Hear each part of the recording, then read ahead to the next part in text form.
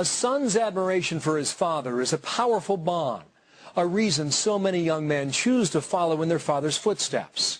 But Musab Hassan would have that admiration sorely tested.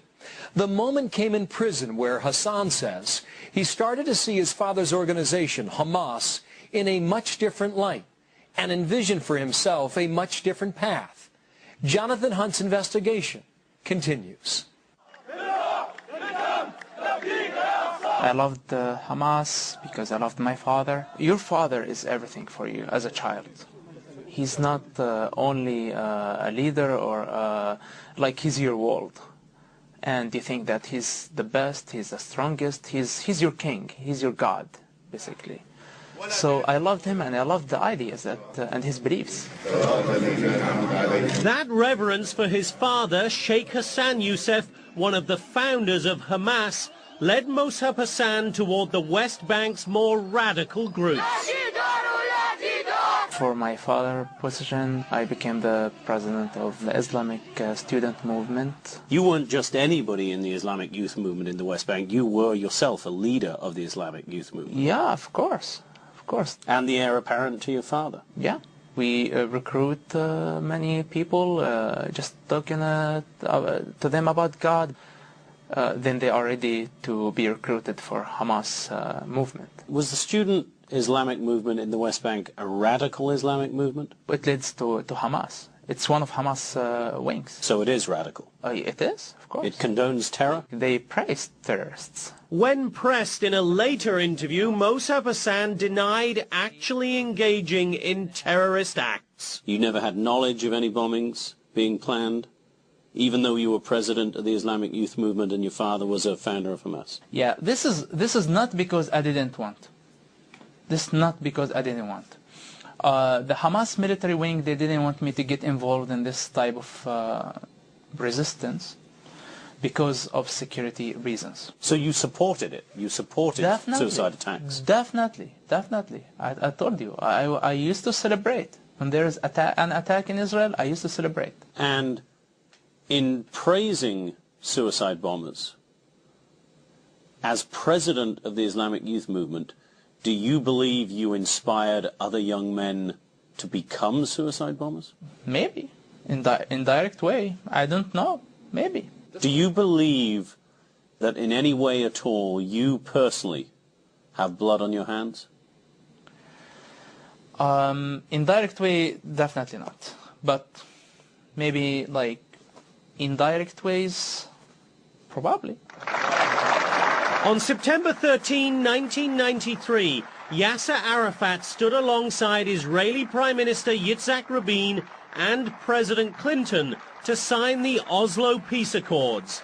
Hamas wanted no part of it, and as the peace process moved forward over the next months and years, began plotting a new campaign of terror.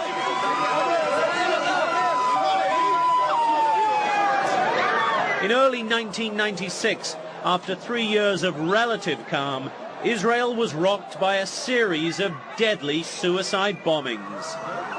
February 25th, Jerusalem's central bus station, 27 dead.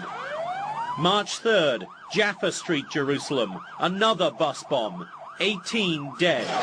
March 4th, Tel Aviv, 13 killed in yet another suicide attack.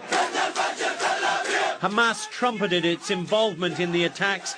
Israel responded with sweeping raids aimed at Hamas and all its linked organizations, Musab Hassan's Islamic youth movement among them. Musab Hassan soon found himself face to face with Israeli soldiers. They put me in a small cell for about a couple of hours.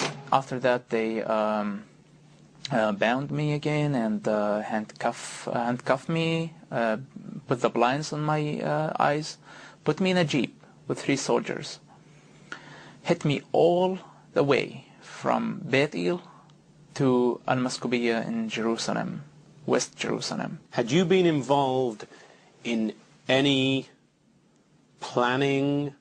Did you have any knowledge of any attacks against Israelis in the months or years running up to that arrest? Oh, no, not at all, but they had suspicions. Of course, like being the son of my father, they had some suspicions that I might know something. This is Megiddo prison in northern Israel. It became Mossab Hassan's home for 18 months, beginning in the summer of 1996. Now, Islamic radicals typically only become more extreme, more hardened in their views after a stint in a place like this. But that is not what happened to Mossab Hassan. One would think you go into prison and become far, far more radical in the face of all of that, far more committed to not just Islam, but to the cause of Hamas. But that's not what happened. Yeah, definitely this is not what happened. I saw in Hamas, I saw in Islam as a solution for humanity, for my people. So Hamas and Islam were the solution to the problems of the Palestinians, in your eyes? In my eyes, definitely. This is how I saw it. I believed in it. So what on earth happened in prison?